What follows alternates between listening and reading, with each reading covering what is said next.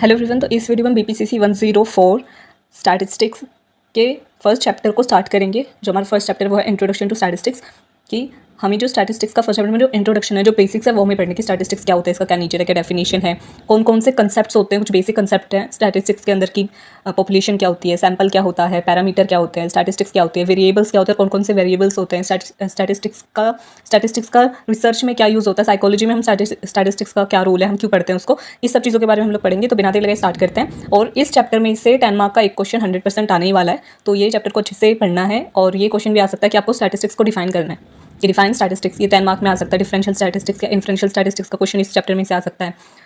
तो ये चैप्टर काफ़ी इंपॉर्टेंट है। 10 मार्क का एक क्वेश्चन 100% इसमें से आएगा। तो स्टार्ट करते हैं। फर्स्ट है इसमें कि मीनिंग ऑफ स्टैटिस्टिक्स या definition and nature of statistics, कि स्टैटिस्टिक्स होता क्या है। तो जो ये स्टैटिस्टिक्स टर्म है, ये एक इटालियन टर्म से निकली है। इटालियन टर्म कौन सी? स्टैटिस्टा वर्ड से हमारा जो है स्टैटिस्टिक्स वर्ड ओरिजिन हुआ है। स्टैटिस्टा क्या है? स्टैटिस्टा टर्म का मतलब है a person who deals with state related affairs and activities. Statist उस पर्सन को कहा जाता है, उस पर्सन के लिए यूज़ करा जाता है इस टर्म को, जो कि हमारे नेशन की, हमारे स्टेट की कोई भी एक्टिविटीज़ हैं, ठीक है, स्टेट से रिलेटेड जितनी भी एक्टिविटीज़ हो गई, ठीक है, जितने भी काम हो गए, कि हमारे देश में कितना टैक्स आ रहा है, कितना टैक्स लोग पे कर रहे हैं, ठीक है, और कितनी पॉपुलेशन है, इन सब चीज़ों से जो डील करता है उस पर्सन को कहा जाता है स्टैटिस्टा। ओके। और स्टार्टिंग में हम इसे स्टैटिस्टिक्स ना कहकर हम इसको बोलते थे state arithmetic.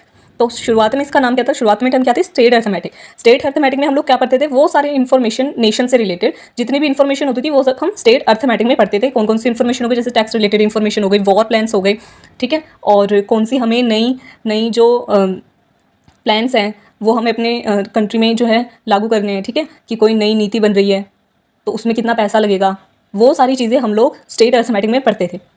Thus, statistics was earlier known for its application to government-related activities and data, like census. However, today it is increasingly used in various fields like economics, psychology, education, management, and so on. Starting में हम लोग सिर्फ इसे government task के लिए या फिर government से रिलेटेड जितना भी काम होता था सिर्फ उसी के लिए यूज़ करते थे, कि हमको जो है कौन से, जैसे जनगणना के लिए यूज़ करा जाता था, या फिर हमें कौन सी नीतियाँ लागू करनी है, किस तरीके से हमें लागू करनी है, टैक्स कितना करवाना है, ये सारी चीज़ों के लिए हम इसे सिर्फ पढ़ते थे, उसी चीज़ में पढ़ते थे। बट आगे चल करके अब क्या है, इकोनॉमिक्स में हम काफ़ी ज़्यादा स्टैटिस्टिक्स को यूज़ करते हैं, इस फील्ड में, इस डिसिप्लिन में काफ़ी ज़्यादा यूज़ करते हैं, साइकोलॉजी में बहुत ज़्यादा यूज़ करते हैं, एजुकेशन में, मैनेजमेंट में, और भी बहुत सारे डिसिप्लिन और भी बहुत सारे फील्ड्स हैं जिसमें स्टैटिस्टिक्स को हम काफ़ी ज़्यादा पढ़ते हैं।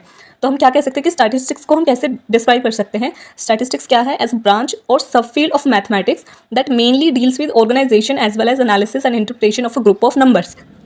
कि स्टैटिस्टिक्स क्या हो गई? मैथ की एक सब फील्ड है, ठीक है, मैथ से ही हमारी क्या निकली है? स्टैटिस्टिक्स, मैथमेटिक्स से। और मैथमेटिक का कौन सी सब फील्ड है? जिसमें कि हम नंबर ऑफ, एक ग्रुप ऑफ डेटा होता है, ग्रुप ऑफ नंबर्स होते हैं, बहुत सारे हमारे पास नंबर्स होते हैं, ठीक है, उन सबको हम ऑर्गेनाइज करते हैं, उन सबको हम एनालाइज करते हैं, फिर उन सबको इंटरप्रेट करते हैं। तो ये जो सारा काम होता है ये हम स्टैटिस्टिक्स में करते हैं। मैथमेटिक्स में तो हम बहुत सारे अलग फॉर्मूला लगाते हैं कि हाँ ये ट्राइंगल का फॉर्मूला क्या है, या फिर ये सब चीज़ें ज़्यादा होती है। स्टैटिस्टिक्स में मेनली क्या है, हमारे पास बहुत सारे नंबर होते हैं, उन सब नंबरों को हमें पहले ऑर्गेनाइज करना पड़ता है, कि जैसे हमने असेंडिंग ऑर्डर में लिखा है, फिर डिसेंडिंग ऑर्डर में लिखा है, या फिर हमने उन्हें पर्टिकुलर कैटेगरी में लिखा है, ठीक है, ग्रुपिंग करी है उनकी। फिर हम क्या करते हैं, उनको एनालाइज करते हैं, फिर हम उनकी इंटरप्रिटेशन बनाते हैं कि ये नंबर्स हमें क्या बताना चाह रहे हैं। तो ये सब होता है किसमें? स्टैटिस्टिक्स में। सिंपल टर्म्स में अगर हम कहें तो statistics can be describe as the science of classifying, organising and analysing data. Short अगर आसान शब्दों में कहें तो स्टैटिस्टिक्स क्या है? एक ऐसी साइंस है जिसमें कि हम डेटा को क्लासीफाई करते हैं, ऑर्गेनाइज करते हैं और एनालाइज करते हैं, उसे कहते हैं स्टैटिस्टिक्स। स्टैटिस्टिक्स को हम लोग साइंस भी कह सकते हैं। Explained as a science that involves use of scientific and systematic methods in order to analyze numerical data related to phenomenon and then draw inferences and conclusions from the same। कि statistics को हम mathematic की सब field तो कहते हैं, but साथ में हम इसको साइंस भी कह सकते हैं। साइंस क्यों कह सकते हैं? क्योंकि साइंस में क्या है कि सारी चीज़ें सिस्टमैटिक वे में होती है। आप अपनी मर्जी से कुछ भी नहीं कर सकते कि चलो मेरा तो मन कर रहा है मैं इस जो ये जो डेटा है मेरे पास, इसको मैं इस तरीके से सोल्व करूँ, या फिर इस तरीके से मैं इसको क्लासीफाई करूँ, या फिर मैं इसको जो है क्लासीफाई ना करूँ, इसको ऑर्गेनाइज ना करूँ, सीधा एनालिसिस इसका करना स्टार्ट कर दूँ। तो इस तरीके से नहीं होता, सारी चीज़ें क्या सिस्टमैटिक वे में होती है, स्टैंडर्डाइज सिस्टमैटिक वे में होती है, कि पहले आपको ये काम करना है, फिर दूसरा काम करना है। साइंटिफिक है, सिस्टमैटिक है, ऐसे मेथड्स को यूज़ करते हैं हम लोग स्टैटिस्टिक्स में, और डेटा को एनालाइज करते हैं। तो इस वजह से क्या जो हमारा डेटा है उसके, अब देखो एक साइकोलॉजी में कभी भी एक करेक्ट आंसर नहीं आ सकता कि आप सीधा सीधा बोल दो कि अच्छा जितने भी लोगों के ऊपर हमने ये चीज़ हमने जितने भी लोगों के ऊपर हमने हमारा जो स्टैटिस्टिक्स का डेटा आ रहा है, जो लास्ट का हमारा रिजल्ट आ रहा है, वो ये कहना चाह रहा है कि सभी लोगों पर ये बात लागू होती है। आपकी कोई भी एक स्टेटमेंट, कोई भी एक थ्योरी जो है वो हर एक पर्सन पे लागू नहीं हो सकती। क्यों? क्योंकि इंडिविजुअल डिफरेंसेस होते हैं, है ना। तो जो हम क्या लास्ट में इन्फ्रेंसेस कुछ बनाते हैं, कुछ हमारी अजम्पशन होती है, उसके आसपास ही हमारा आंसर आएगा, यानी कि बिल्कुल दुनिया से पार आंसर आ रहा है। हमारा जो कंक्लूजन होगा, जो भी हमने अजम्पशन बनाई है, वो काफ़ी क्लोज होगी। तो क्या है कि जब हम बहुत ज़्यादा सिस्टमैटिक वे में और साइंटिफिक वे में अपनी डेटा को ऑर्गेनाइज करते हैं और एनालिसिस उसका करते हैं तो काफ़ी ज़्यादा रिलायबल होता है। Statistics can also be defined as a mathematical science. अब जो स्टैटिस्टिक्स का है उसको मैथमेटिकल साइंस भी कहा जा सकता है, pertaining to collection, analysis, interpretation and presentation of data. कि जो मैथमेटिकल साइंस भी हम कह सकते हैं जो कि किससे रिलेटेड है, किससे बिलोंग करती है, कलेक्शन से। किसकी कलेक्शन से? डेटा को कलेक्ट करना, उसको एनालाइज करना, ठीक है, उसका एनालिसिस करना, उसकी इंटरप्रिटेशन करना और फिर लास्ट में उसको प्रेजेंट करना। ये सारा काम किसमें होता है? स्टैटिस्टिक्स में। और इसको हम मैथमेटिक्स की सब फील्ड भी कह सकते हैं, इसको हम साइंस भी कह सकते हैं और इसको हम मैथमेटिकल साइंस भी कह सकते हैं। It can be explained as procedures that involve not only description of data but drawing of inferences as well. अब स्टैटिस्टिक्स में हम क्या है, हम सिर्फ डेटा को कलेक्ट करके सिर्फ उसकी डिस्क्रिप्शन नहीं देते कि ये डेटा क्या कहना जा रहा है, क्या इससे हमें पता चले, बल्कि हम कुछ अजम्पशंस भी बनाते हैं, कुछ इन्फ्रेंसेस भी निकालते हैं उससे। इन this regard it can be mention that statistics can B categorised into 2 main branches, descriptive and inferential. अब इस बेसिस पर हम क्या हैं, 2 तरीके से स्टैटिस्टिक्स की हमने 2 ग्रुपिंग कर दी है, 2 कैटेगरीज बना दी हैं, 2 ब्रांचेस बना दी हैं। एक है डिस्क्रिप्टिव स्टैटिस्टिक्स, दूसरी है इन्फ्रेंशियल स्टैटिस्टिक्स। और ये एग्जाम में भी आ सकता है कि डिस्क्रिप्टिव स्टैटिस्टिक्स क्या है और इन्फ्रेंशियल स्टैटिस्टिक्स क्या होती है, डिफाइन करना है। तो वो भी इसी चैप्टर में लास्ट में है, तो वो भी हम पढ़ेंगे बाद में। तो 2 तरीके से 2 ब्रांचेस में डिस्क्राइब कर रखा है, 2 ब्रांचेस में कैटेगराइज कर रखा है हमारी स्टैटिस्टिक्स को, डिस्क्रिप्टिव और इन्फ्रेंशियल। अब डिस्क्रिप्टिव नाम से समझ में आ रहा है कि इसमें डिस्क्रिप्शन होती है, कि जो भी आपके पास डेटा है, जो भी इवेंट है, जो भी फिनोमेना है, आप उसको डिस्क्राइब कर सकते हो अच्छे तरीके से। और इन्फ्रेंशियल स्टैटिस्टिक्स में क्या है कि आप इससे डेटा कलेक्ट करके लास्ट में आप इन्फ्रेंसेस बना सकते हो, अपने अजम्पशंस बना सकते हो। तो वो होते हैं इन्फ्रेंशियल स्टैटिस्टिक्स। डिटेल में हम बाद में पढ़ेंगे। बिसाइड्स स्टैटिस्टिक्स कैन ऑल्सो भी categorise as parametric and non parametric. और ये चीज़ हम लोग जो है 108 जो सेकंड ईयर में सब्जेक्ट है उसमें हम लोग पढ़ेंगे कि पैरामेट्रिक स्टैटिस्टिक्स क्या होती है, नॉन पैरामेट्रिक स्टैटिस्टिक्स क्या होती है। तो हमने एक ग्रुपिंग हो गई हमारी डिस्क्रिप्टिव और इन्फ्रेंशियल स्टैटिस्टिक्स, दूसरी ग्रुपिंग क्या हो गई, पैरामेट्रिक नॉन पैरामेट्रिक स्टैटिस्टिक्स। अब मोंटी और मिश्रा ने 2016 में कुछ नेचर ऑफ स्टैटिस्टिक्स के पॉइंट्स बताए थे कि आपको अगर डिस्क्राइब करना है कि क्या नेचर है स्टैटिस्टिक्स का तो कौन से मेन पॉइंट्स हो सकते हैं। तो मोंटी और मिश्रा ने पॉइंट्स बताए थे। फर्स्ट है हमारा, statistics can be termed as a science in which facts related to social events are observe, recorded and computed. कि स्टैटिस्टिक्स को हम क्या बता सकते हैं, किस तरीके से डिफाइन कर सकते हैं, क्या उसका नेचर है, कि वो साइंस की तरह है, एक ऐसी साइंस जिसमें कि सोशल इवेंट से रिलेटेड कंसेप्ट्स होते हैं जिनको हम ऑब्जर्व करते हैं, फैक्ट्स होते हैं जिनको हम ऑब्जर्व करते हैं, रिकॉर्ड करते हैं और उनको कंप्यूट करते हैं, ठीक है, उनको कैलकुलेट करते हैं। तो ये एक ऐसी साइंस है स्टैटिस्टिक्स। सेकंड क्या है कि इसमें हम डेटा को ऑर्गेनाइज करते हैं, क्लासीफाई करते हैं, ठीक है, उसको एनालाइज करते हैं, इंटरप्रेट करते हैं। ये सारा प्रोसेस होता है किसमें, स्टैटिस्टिक्स में। थर्ड है various events and phenomenon can be describe, explain and compare with the help of statistics. कि बहुत सारे इवेंट्स, बहुत सारे फिनोमिना को हम लोग कंपेयर कर सकते हैं कि आज से 10 साल पहले कितनी जनसंख्या थी भारत की और अब कितनी है। हम इनको कंपेयर कर सकते हैं किसकी मदद से, स्टैटिस्टिक्स की मदद से। हम ये भी एक्सप्लेन कर सकते हैं कि पहले पॉपुलेशन इतनी कम क्यों थी, अब इतनी ज़्यादा क्यों होती जा रही है, या फिर और आगे की भी हम इन्फ्रेंसेस बना सकते हैं। देखो पहले कितनी थी और अब कितनी है, इसकी हम डिस्क्रिप्शन दे सकते हैं स्टैटिस्टिक्स की मदद से। साथ में हम इन्फ्रेंसेस बना सकते हैं, अपने अजम्पशन बना सकते हैं कि आने वाले 10 साल में क्या होगा, जनसंख्या बहुत ज़्यादा बढ़ेगी, जैसे आज के हालात हैं, कम हो सकती है। तो ये सारी चीज़ें हम किसकी मदद से कर सकते हैं, स्टैटिस्टिक्स की हेल्प इसमें हम ले सकते हैं।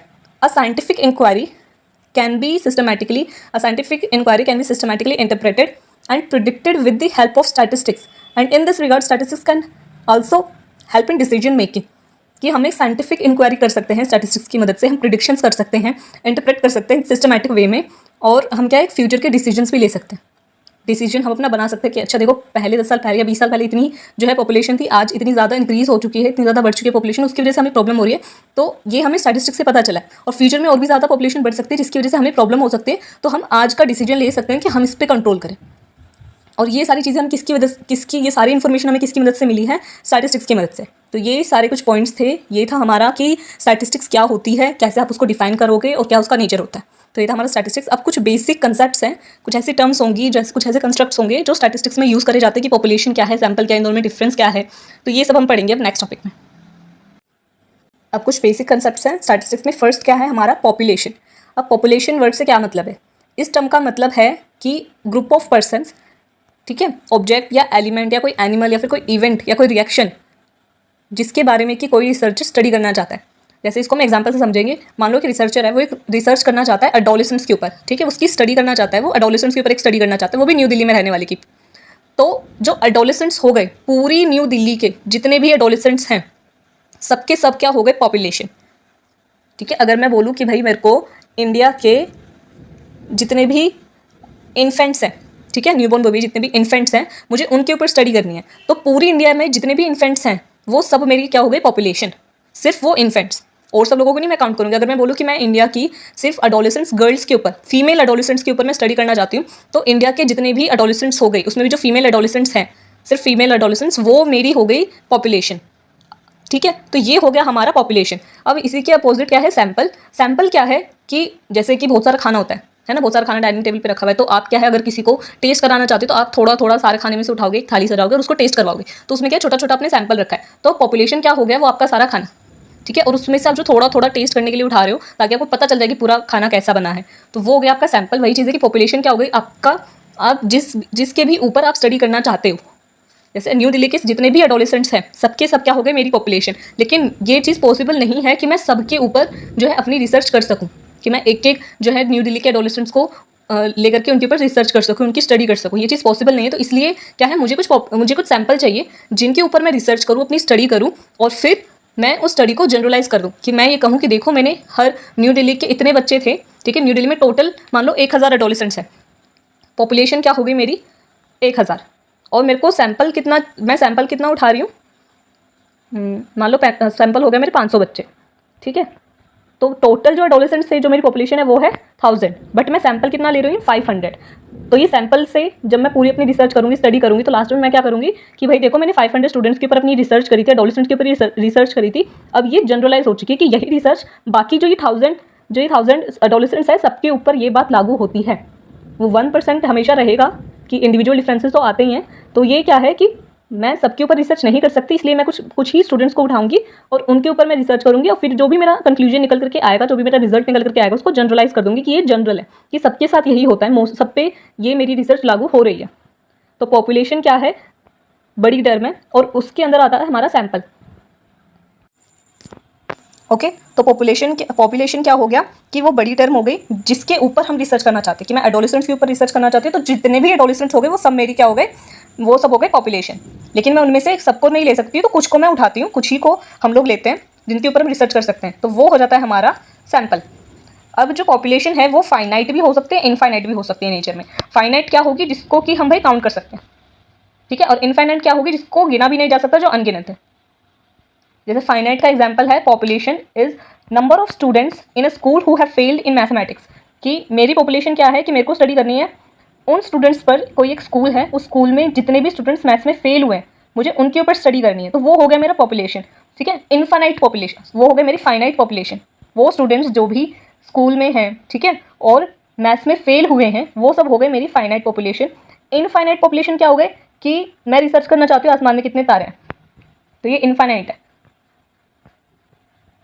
तो ये था पॉपुलेशन। सैंपल क्या होगा, in simple terms sample can be defined as a group of individuals who participate in the research, कि जो भी रिसर्च में पार्टिसिपेट कर रहे हैं वो नंबर ऑफ वो उस ग्रुप में जितने भी इंडिविजुअल्स हो गए उनको हम बोलेंगे कि ये हमारा सैंपल है, कि हमने पॉपुलेशन, सैंपल क्या होता है, वो पॉपुलेशन को रिप्रेजेंट करता है, कि हम पूरी पॉपुलेशन को तो नहीं ले सकते, तो हमने क्या एक जो पॉपुलेशन को उठा करके रिसर्च करना, पूरी पॉपुलेशन पे रिसर्च करना, वो फिजिबल नहीं है, पॉसिबल नहीं है, ठीक है। तो इसलिए हम कुछ एडोलेसेंट्स को लेते हैं, उनमें से कुछ जो भी हमारी पॉपुलेशन है, चाहे एनिमल्स के ऊपर मैं रिसर्च कर रही हूँ, चाहे मैं किसी इवेंट के ऊपर रिसर्च कर रही हूँ, मैं किसी पर्सन या किसी ऑब्जेक्ट के ऊपर रिसर्च कर रही हूँ, उस पूरी पॉपुलेशन को जो रिप्रेजेंट करने वाला ग्रुप है वो हो गया मेरा सैंपल।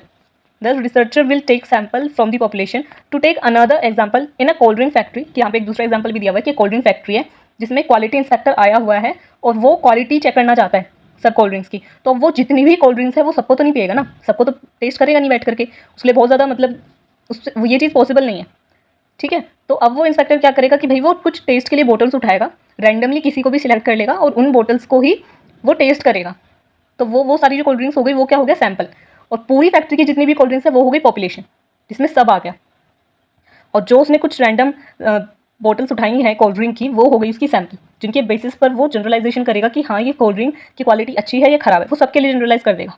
तो ये था पॉपुलेशन और सैंपल, और ये काफ़ी इंपॉर्टेंट है, ये टर्म्स आगे लाइफ में मतलब साइकोलॉजी आप पढ़ रहे हो उसमें काफ़ी ज़्यादा यूज़ होगा, रिसर्च में और भी कई चीज़ों में यूज़ होगा, थर्ड ईयर में, सेकेंड ईयर में, हर जगह यूज़ होगा।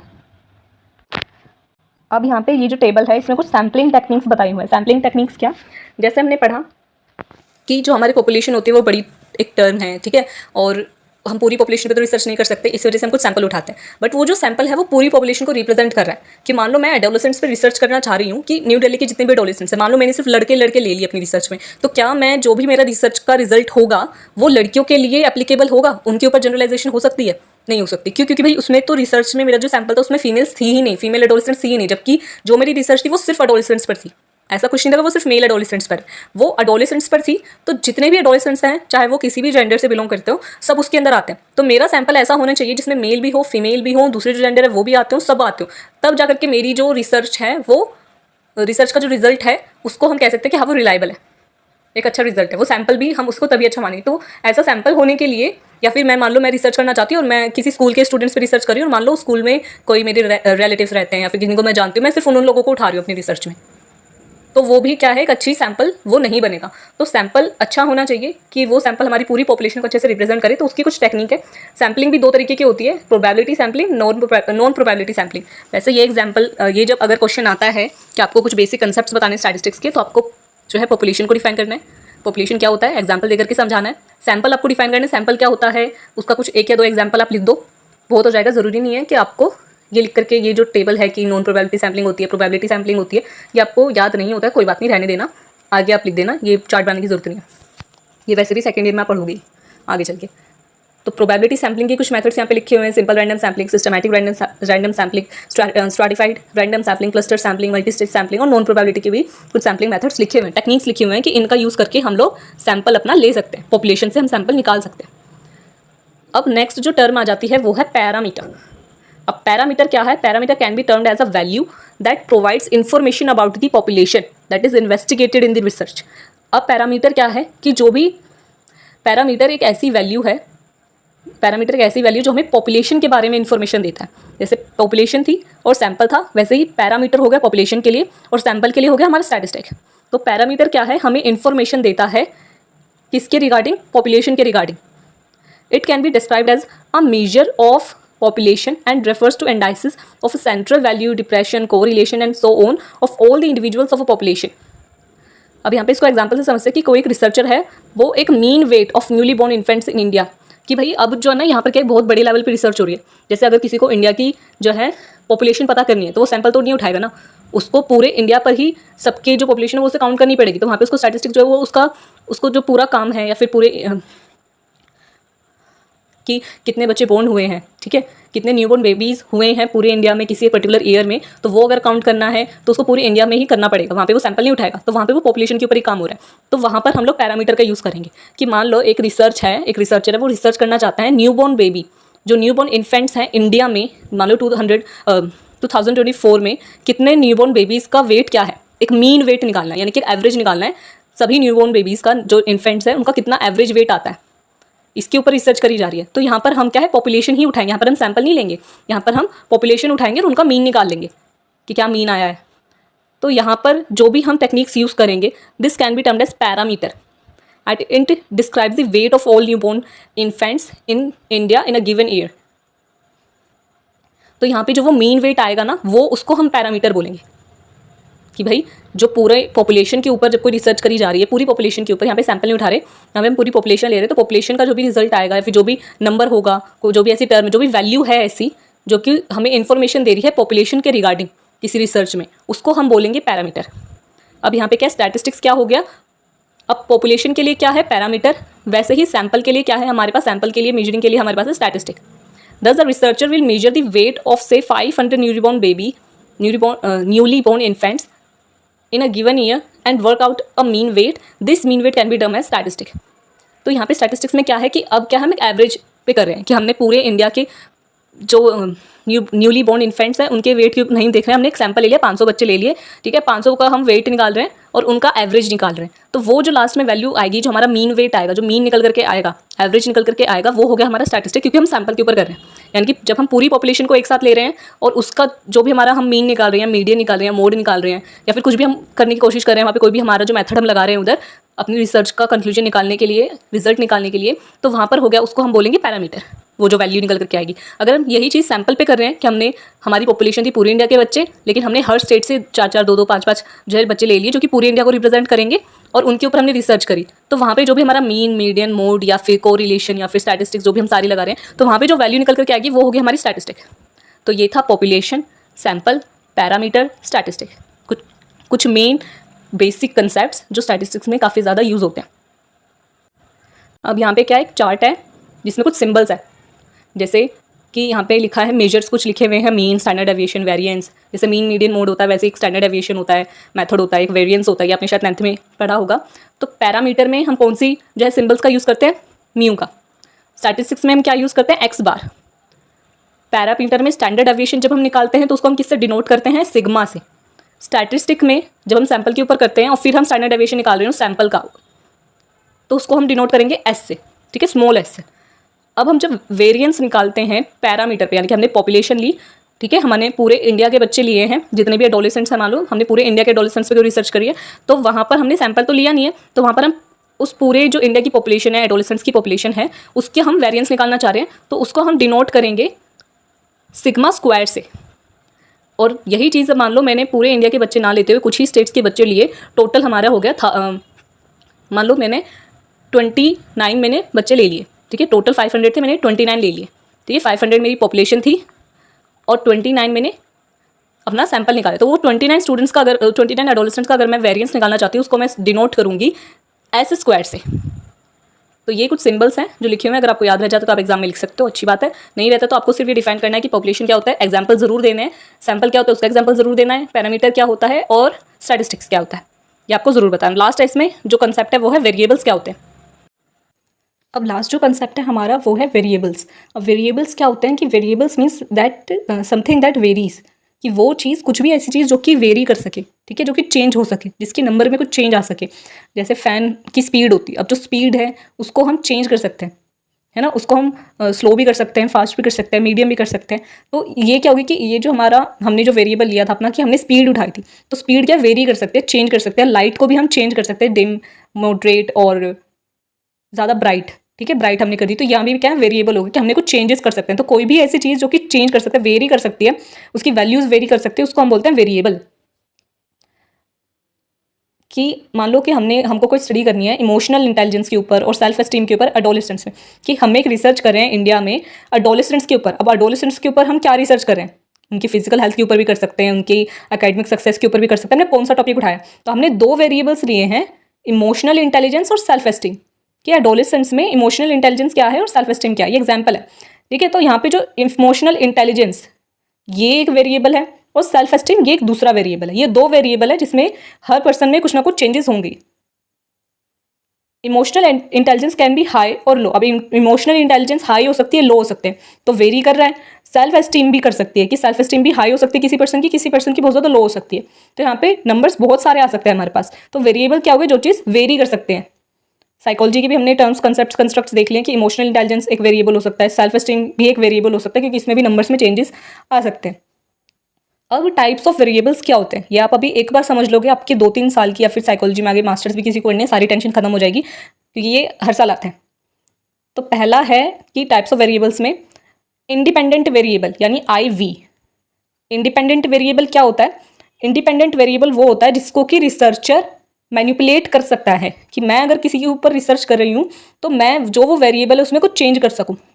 जैसे मैं ये देख रही हूँ, यहाँ पे जो एग्जांपल दिया हुआ है उसी को एग्जांपल को लेते हैं कि मैंने लाइट के मैंने ये मेरी जो रिसर्च है वो इस टॉपिक के ऊपर है कि भाई लाइट का क्या इन्फ्लुएंस होता है, लाइट किस तरीके से इफेक्ट कर सकती है किसी पर्सन की लर्निंग को। कि बच्चे जो लर्निंग करते हैं, हम जब स्टडी करते हैं तो लाइट में हम लोग ऑब्वियसली स्टडी करते हैं, तो उसका क्या इफेक्ट होता है हमारी लर्निंग पर। अब लाइट जो वेरिएबल है उसको मैं मैनिपुलेट कर सकती हूँ कि लाइट को जब मैं चाहूँगी बहुत ज़्यादा डिम कर सकती हूँ, ठीक है, मैं चाहूँ लाइट को बहुत ज़्यादा मॉडरेट कर सकती हूँ, और मैं चाहूँ तो बहुत ज़्यादा उसको ब्राइट कर सकती हूँ। तो मैं लाइट को चेंज कर सकती हूँ, मेरी उस पर मैं मैनिपुलेट कर सकती हूँ उस वेरिएबल को। तो जो वेरिएबल रिसर्चर मैनिपुलेट कर सकता है उसको बोलेंगे इंडिपेंडेंट वेरिएबल। दूसरा है डिपेंडेंट वेरिएबल, DV। अब DV क्या होता है, DV होता है जिसको कि रिसर्चर मैनिपुलेट नहीं करता, लेकिन उसके अंदर चेंजेस क्यों आते हैं, इंडिपेंडेंट वेरिएबल की वजह से। क्योंकि डिपेंडेंट वेरिएबल एक ऐसा वेरिएबल होता है जो कि इंडिपेंडेंट वेरिएबल के ऊपर डिपेंड करता है। जैसे मैंने जो एग्जांपल लिया था कि लाइट का मैं इन्फ्लुएंस देख रही हूँ कि लाइट किस तरीके से अफेक्ट करती है स्टूडेंट्स की परफॉर्मेंस पर, लर्निंग परफॉर्मेंस पर। तो यहाँ पे लाइट क्या थी, उसको मैं मैनिपुलेट कर रही हूँ, तो मैं इंडिपेंडेंटली उसको मैनिपुलेट कर रही हूँ, उस वजह से वो हो गया इंडिपेंडेंट वेरिएबल। अब यहाँ पे जो परफॉर्मेंस है स्टूडेंट्स की, जो कि वेरी करेगी, क्योंकि मैंने डिम लाइट करी है उसमें परफॉर्मेंस बहुत लो आई है, मैंने ब्राइट लाइट करी है उसमें परफॉर्मेंस मीडियम आई है, और मॉडरेट लाइट में परफॉर्मेंस बहुत ज़्यादा हाई आई है। अब यहाँ पे भी जो परफॉर्मेंस है वो लो, मॉडरेट, हाई, इस तरीके से ये भी 3 चीज़ों में वेरी कर रही है ना। तो यहाँ पे क्या हो गया कि जो परफॉर्मेंस है वो लाइट के ऊपर डिपेंडेंट है, इस वजह से जो परफॉर्मेंस हो गई वो हो गई मेरी डिपेंडेंट वेरिएबल। अब जो परफॉर्मेंस है उसको मैं तो चेंज नहीं कर रही हूँ कि किसी को मैंने बोल दिया भाई तुम लो परफॉर्मेंस करो, किसी को मैंने बोल दिया हाई परफॉर्मेंस करो। परफॉर्मेंस क्यों चेंज हुई है, क्यों उसमें वेरिएशंस आए हैं, किसकी वजह से आए हैं, इंडिपेंडेंट वेरिएबल की वजह से। तो एक होता है इंडिपेंडेंट वेरिएबल जिसको कि रिसर्चर मैनिपुलेट कर सकता है, दूसरा होता है डिपेंडेंट वेरिएबल, वेरी तो ये भी करेगा लेकिन ये किसकी वजह से करेगा, इंडिपेंडेंट वेरिएबल की वजह से। अब तीसरा है इसमें एक्सट्रेनियस वेरिएबल। अब एक्सट्रेनियस वेरिएबल क्या होता है कि ये वो वेरिएबल्स होते हैं जो कि किसी भी रिसर्चर की रिसर्च में इम्पैक्ट तो डालते हैं लेकिन रिसर्चर उसे खुद से नहीं लेकर आता।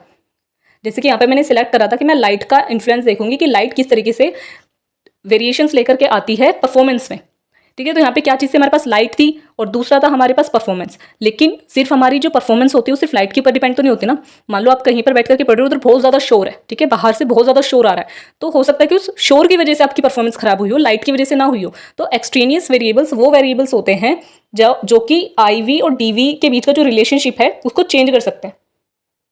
कि मान लो कि जो मैं रिलेशनशिप देख रही थी लाइट का और परफॉर्मेंस का, लर्निंग परफॉर्मेंस का, वो लाइट की वजह से हुआ ही नहीं। वो जो लो परफॉर्मेंस आई है कई बच्चों की डिम लाइट में, वो शायद उस वजह से नहीं आई कि गर्मी बहुत ज़्यादा थी एक तो, या फिर एक तो जो गर्मी हो गई, सीजन हो गया, एनवायरनमेंट हो गया, वो एक एक्सट्रेनियस वेरिएबल हो गया कि गर्मी बहुत ज़्यादा थी, या फिर जो बच्चे थे वो खुद से वो पार्टिसिपेट ही नहीं करना चाहते, उनका मूड ही नहीं था, तो वो भी एक चीज़ हो जाती है, वो भी एक एक्सट्रेनियस वेरिएबल हो गया। शोर बहुत ज़्यादा आ रहा था बाहर से, इस वजह से जो है उनकी परफॉर्मेंस खराब हुई और हमने क्या मान लिया कि लाइट की वजह से हुई है।